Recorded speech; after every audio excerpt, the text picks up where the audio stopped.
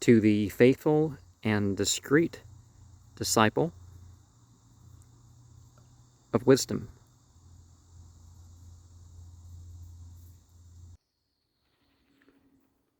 Greeting to the disciple. Take my instruction. In all things, acts, counsel of God, thy soul, and it will give it. Offer up the following prayer daily for the illumination of thy understanding. Depend for all things on the first cause, with whom, by whom, and in whom are all things.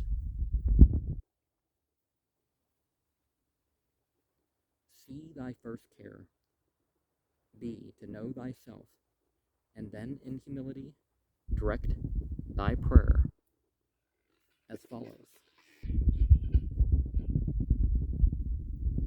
Almighty and merciful Creator, I, thy servant, approach with fear and trembling before thee in all humility.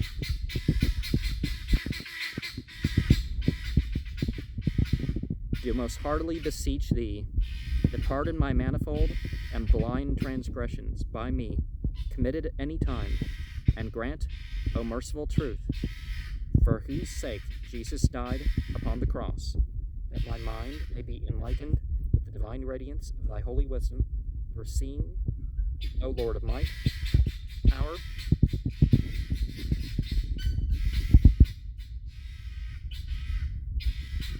majesty, and dominion.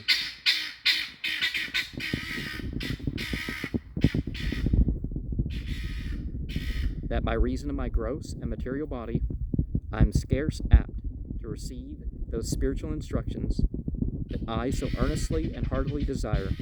Open, O blessed Spirit, the spiritual eye of my soul, that I may be released from this darkness overspreading me by the delusions of the outward senses, that I may perceive and understand those things which are spiritual.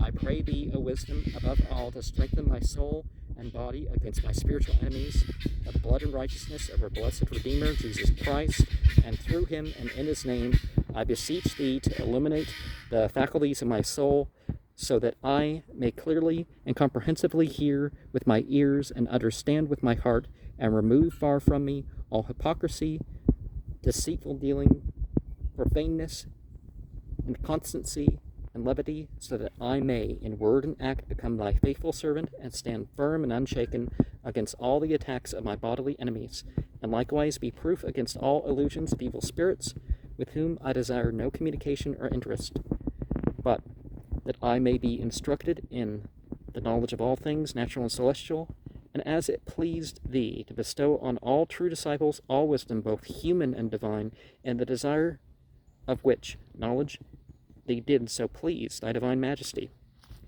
that in a dream one night thou didst inspire thou disciple with all wisdom and knowledge, which he did wisely prefer before the riches of this life. So may my desire and prayer be graciously accepted by thee, so that, by a firm dependence on divine wisdom, I may not be led away by the vain and ridiculous pursuits of worldly pleasures and delights, they not being durable, nor of any account to my immortal happiness. Grant me power and strength and intellect to carry on this work for the honor and glory of the universal truth, and to the comfort of my neighbor, and without design of hurt or detriment to any. I may proceed in my labors through my master and teacher, Dr. L.W. de Laurence. Amen. Of course, his idea is he's trying to provoke people to be better Christians, I guess. But I understand how this one professor, I don't remember his name, but maybe it's best that I don't remember his name, because that may unveil the location I was at the time too well or something. But he was talking like Hindu forms of Christianity had arisen, and they're not really Christianity. Of course, he was Catholic, and it was difficult for him. He could barely admit that any form of Protestant Christianity was barely Christian in his esteem. But, we have sort of an autodeism or a pantheism or a panentheism or something going on.